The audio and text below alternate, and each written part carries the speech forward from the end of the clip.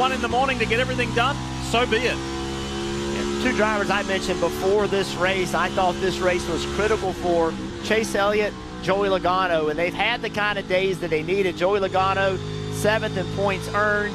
You're sitting there watching the 9 car running 3rd, trying to keep Blaney from passing him. Logano 5th. Solid day, Steve, on two teams that were teetering a little bit after race 1. Yeah, a couple teams that wish they had this one back. You know, the 48 was in position, a bad pit stop, and then speeding on pit road. The 3 of Austin Dillon, I know it may not look great at -10, but I actually think they've done an amazing job with a kind of a subpar vehicle. I just don't think it's driving like Dillon wants. They manufactured from stage points, currently running inside the top 20.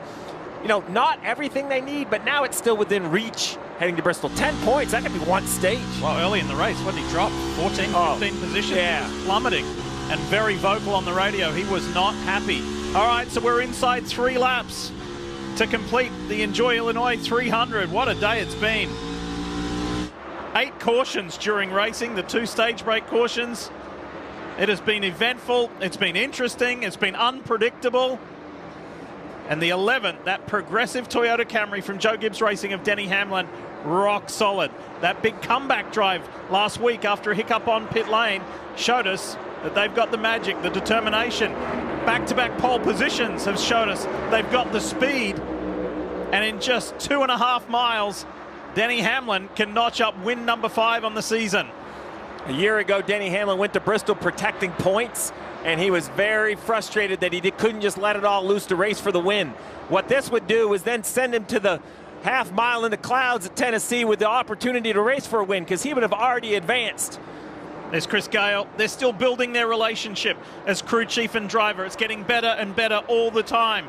1 lap to go, presented by Credit One Bank. Hamlin is within 1.25 miles of a win.